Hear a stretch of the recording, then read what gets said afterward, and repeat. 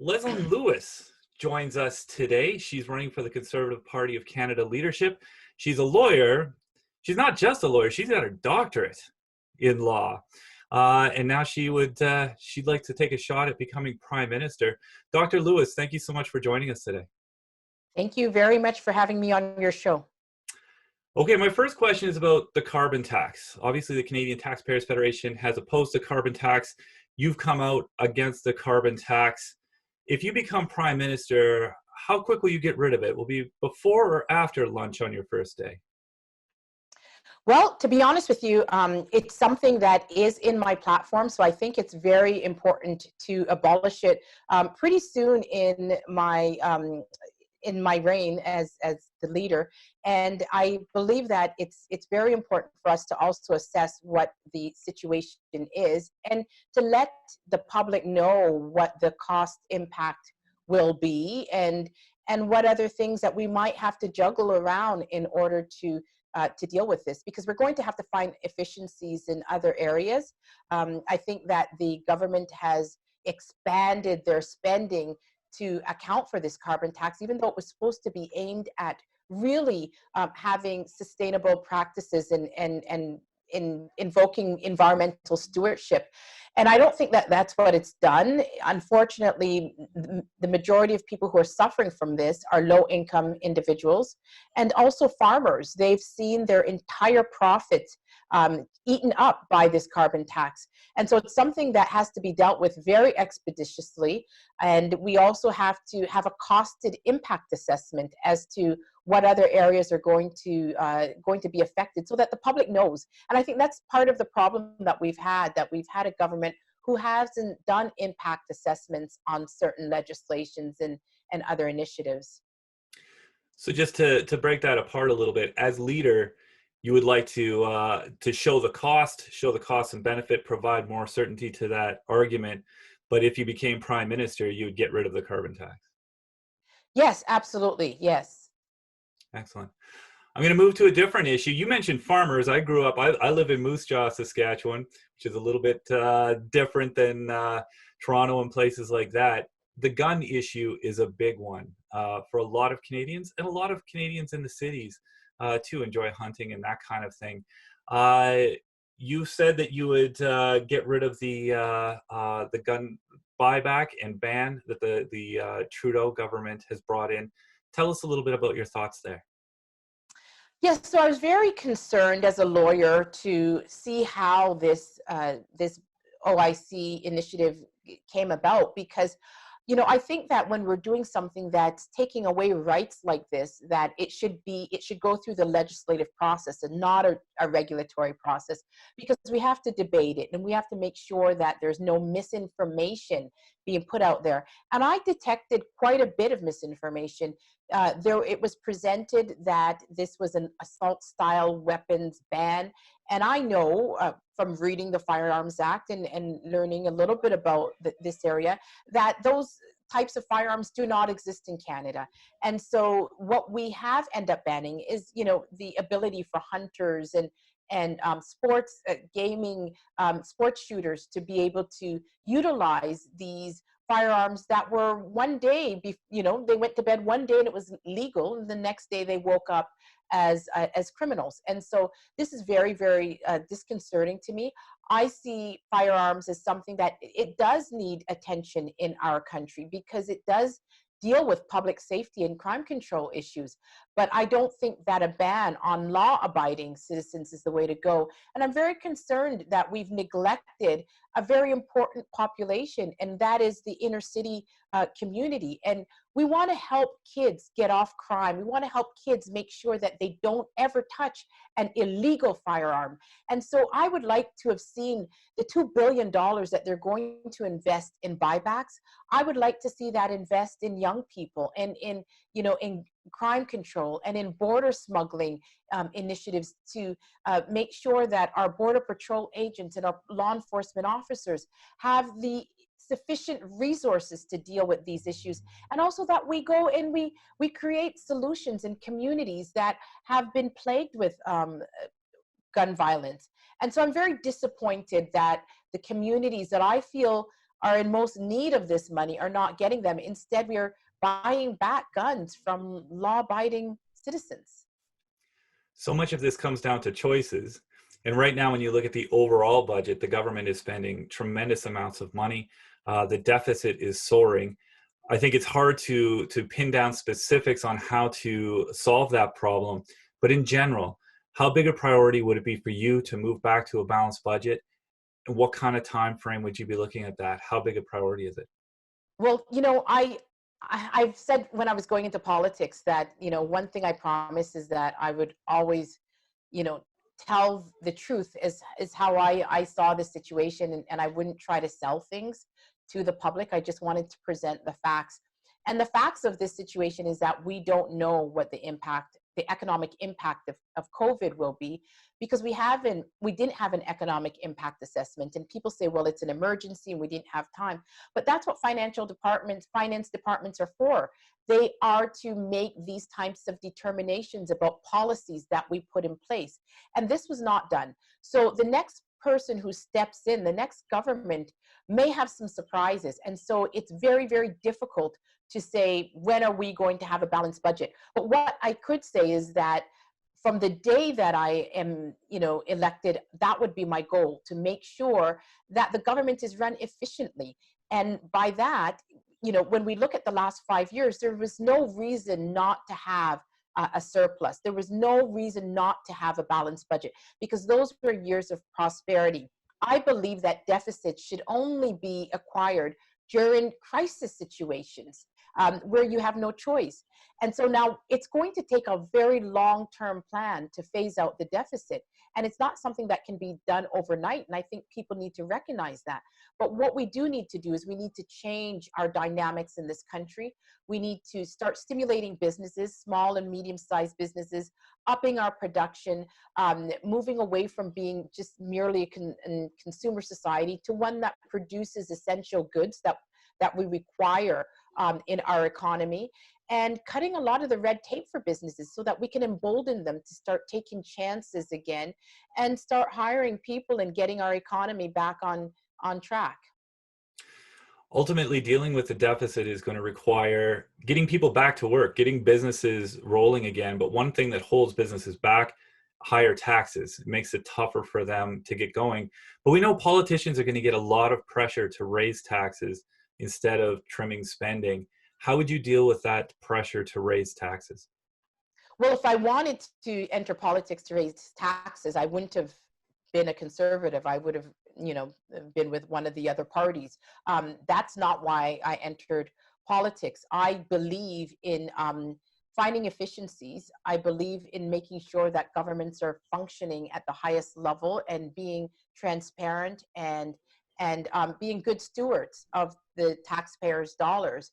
And so raising taxes, I think, is not, it's a last option. And I don't think it's an option that we need to exercise. I think what we need to do is we need to kickstart our economy, start building critical infrastructure, start investing in our natural resources, which will generate from every job in the natural resource sector. It generates 7 splinter jobs in the manufacturing, banking, and other sectors. And I think that that's what we need to start doing, investing in our country, reducing our trade deficits with countries like the United States and China, and start producing essential items in Canada, bringing back the supply chains here, which means sometimes giving tax incentives to companies that will, undertake certain initiatives, such as like producing gloves and masks and respirators, and they may not be able to economically do that without assistance from the government. And so that is something that I'm prepared to do in order to bring those critical supply chains back to Canada. And I think it's just very important that we also think about developing our pipelines so that we can have, we could be more reliant on our resources rather than importing oil from abroad. I think everybody agrees that there's waste in government. We disagree sometimes and debate the amount of waste in government. But I'd like to throw one specific example to you. The federal government is spending about $17 million to renovate the cottage for the Prime Minister at Harrington Lake. We did a little bit of checking around, and you can buy some pretty swanky cottages in cottage country for far, far less than that.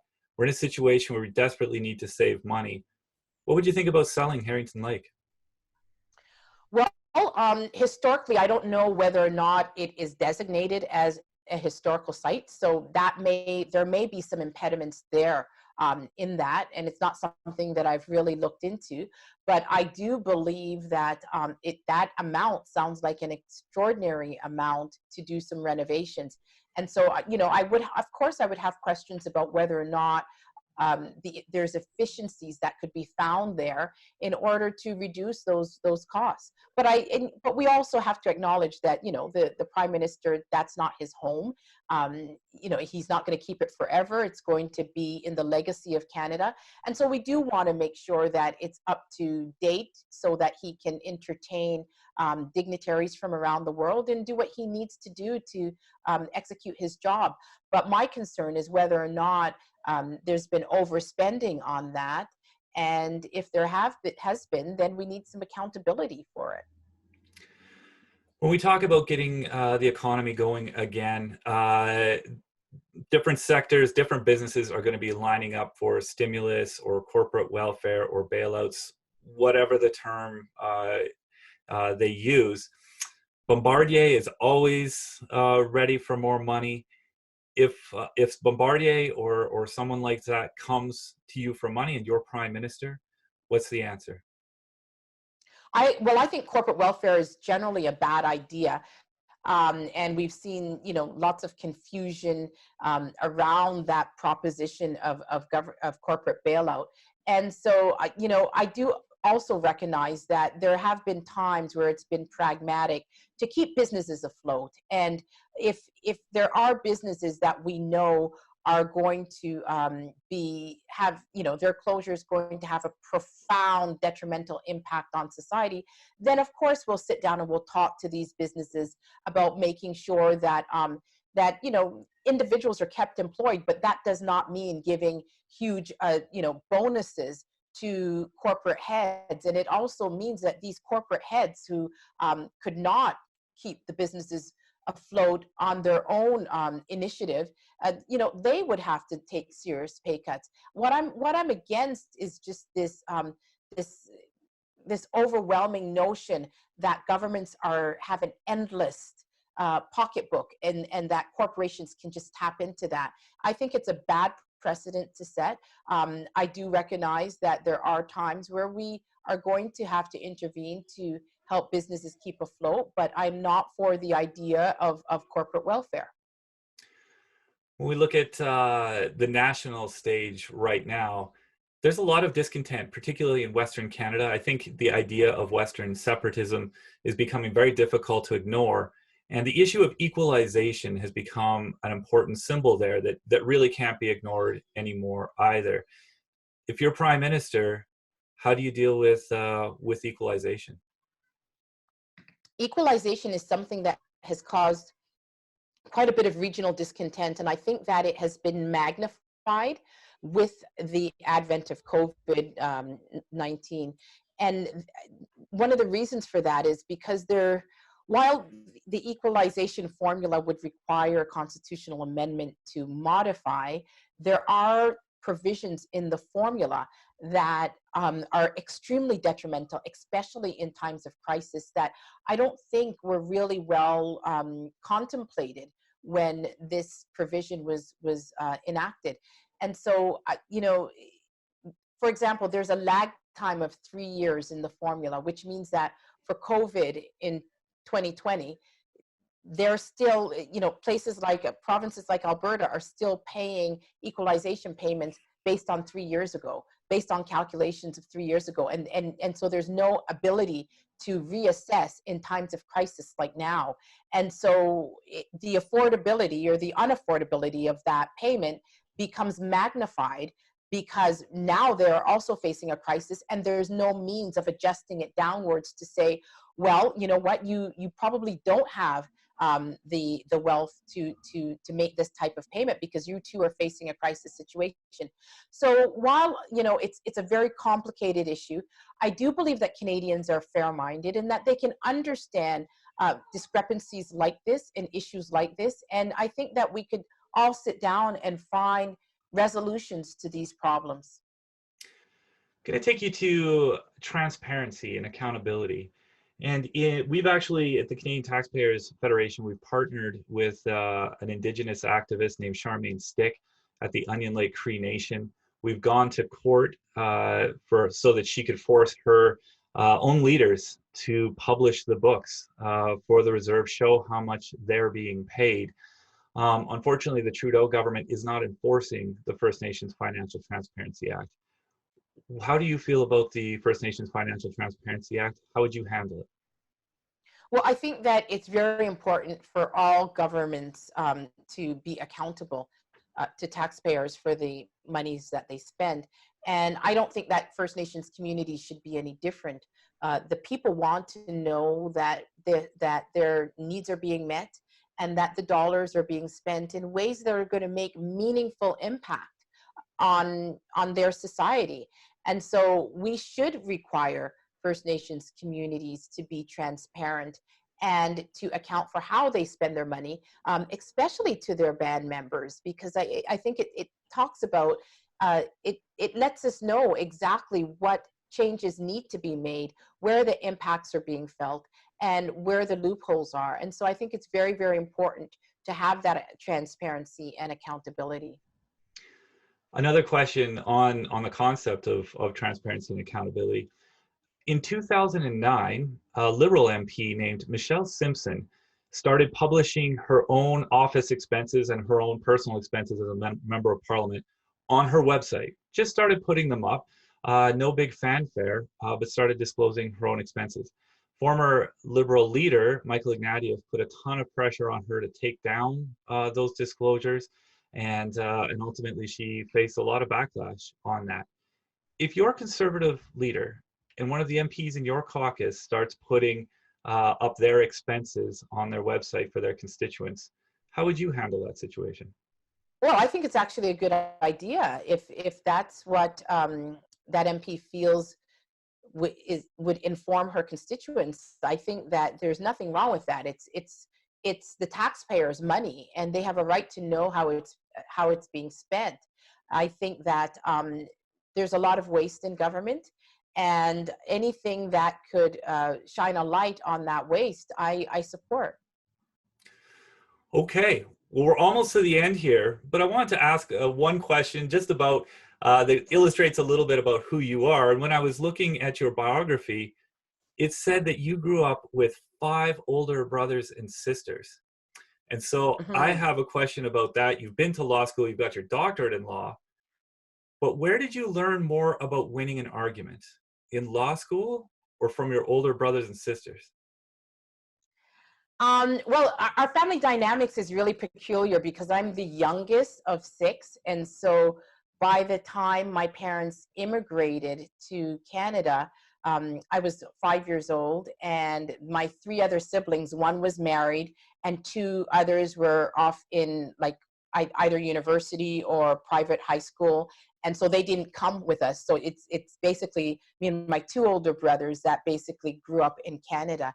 And it was, yeah, being the only girl and having to watch hockey. Hockey came to me, hockey was on almost every day of the night, which meant I couldn't watch Three's Company. I couldn't watch the other shows that I wanted, because my brothers basically dominated the television. And so even the Hockey Night in Canada theme, da, da, da, da, da, da, da, when I hear it now, I remember, oh my goodness, that means I'm deprived of watching my television shows, because my brothers basically controlled that. So I found unique ways of getting my own way, and kind of negotiating with them to at least let me watch it during the commercial, or let me start with mine until intermission. Or so I learned negotiations through that. It sounds like you were pretty good at it. Yeah. Well, thank you so much for taking the time to chat with me. I really appreciate your time. And is there anything else that you'd like to add? Oh, well, I just want to say that, everybody knows that we're in a very, very tough race, and the requirements were set so high that the average person, it would have been almost insurmountable to meet it. And I'm very fortunate that I was able to meet it. And I do want to say that I'm really grateful to the Canadian public and to, the conservative membership base for investing in me and believing in me. And I've just tried to be true to my message. I believe that I'm the person that could best beat Justin Trudeau. I know that it's going to take um, us sticking to our conservative values and also bringing in new Canadians. And I believe that I'm in a unique position to do that. There are many immigrants in the inner cities that have conservative values that we just need to reach them. And I believe that I'm the best person to expand our big blue tent and to take on Justin Trudeau. So I thank you for your support, and I look forward to the end of this race where I can eventually become the leader of this party. Well, good luck on the campaign trail. Stay safe out there. And thank you so much for taking the time to chat with us. Thank you. Thank you so much for having me here today. It was a pleasure.